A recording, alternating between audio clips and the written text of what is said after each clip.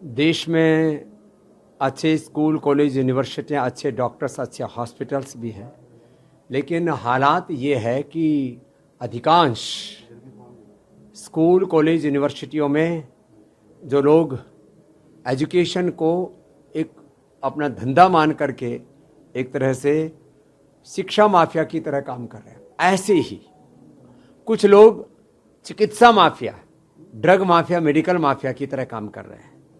और आर्थिक लूट तो इस कदर हो रही है। देश के प्रधानमंत्री जी ने अभी 2 दिन पहले जो उद्बोधन दिया उसमें कहा, उन्होंने 5 बार स्वदेशी का नाम लिया और एक स्वावलंबी आत्मनिर्भर भारत बनाने का आह्वान किया कि करीब 100 ट्रिलियन से ज्यादा तो पिछले 200-250 सालों में विदेशी लुटेरों ने देश की आर्थिक लूट की है। इस आर्थिक लूट और गुलामी गिलानी कुंठाओं से, शिक्षा की लूट से, चिकित्सा की लूट से बचाने का काम पतंजलि कर रहा है। तो जड़ी बूटी दिवस पर हमने आह्वान किया है, आओ मेडिकल माफिया, एजुकेशन माफिया, ये पूरे कॉरपोरेट माफिया से और पूरे कल्चरल माफिया से देश को मुक्ति दिलाने के लिए योग और योग मूलक सनातन धर्म का जो पथ है उस पर देश आगे बढ़े।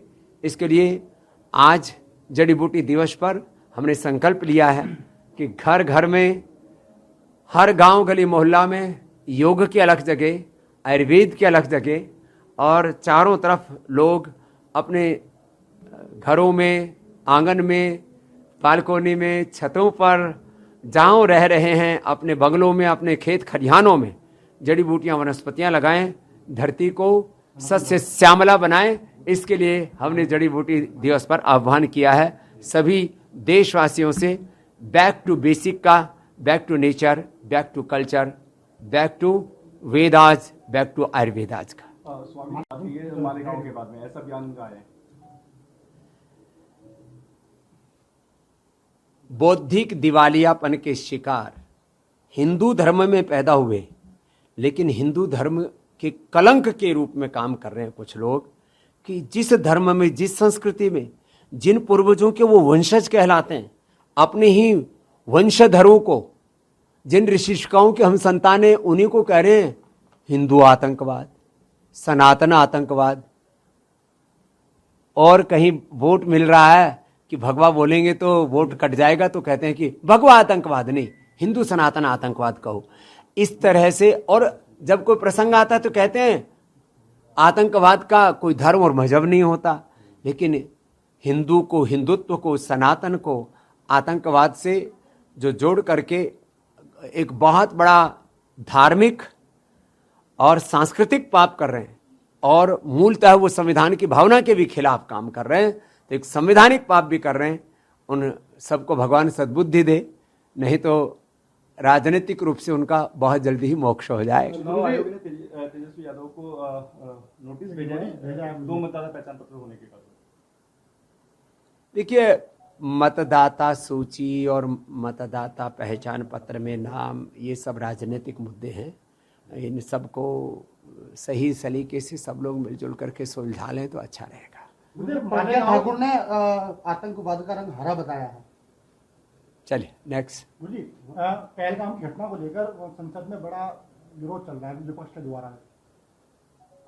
देखिए, ट्रंप डेड इकोनॉमी कहें भारत को, तो कोई राजनीतिक प्रतिशोध या राजनीतिक कूटनैतिक रूप से या उनकी व्यक्तिगत आकांक्षाएं या अहंकार हो सकता है, लेकिन भारत के किसी राजनेता को भारत की इकोनॉमी को डेड इकोनॉमी कहना, भारत की अर्थव्यवस्था, भारत का लोकतंत्र, भारत की एकता, अखंडता, संप्रभुता और भारत के जो राष्ट्रीय जो मुद्दे हैं या जो भारत की जो विदेश नीति है, कम से कम देश के दुश्मनों को, भारत विरोधी ताकतों को, भारत के राजनीतिक दलों को बल नहीं देना चाहिए, बल्कि राष्ट्रीय एकता को एक स्वर से उभारना चाहिए। राहुल गांधी और प्रियंका गांधी लगातार सरकार पर हावी होते नजर आ रहे हैं। सरकार का वैर विरोध कर सकते हैं, प्रतिपक्ष का, विपक्ष का यही काम होता है कि वो जो है, जो भी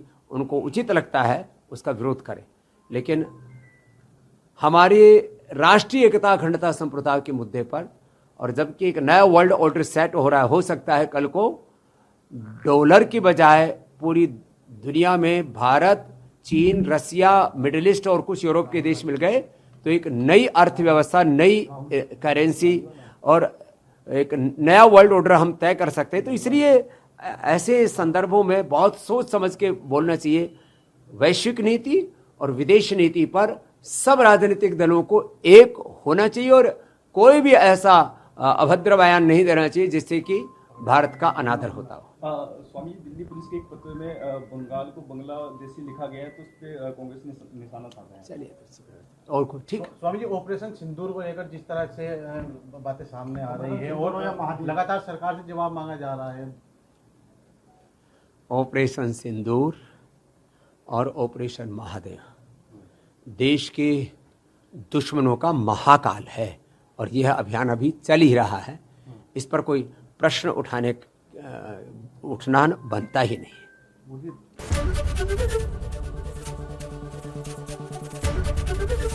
एबीपी गंगा, खबर आपकी, जुबान आपकी।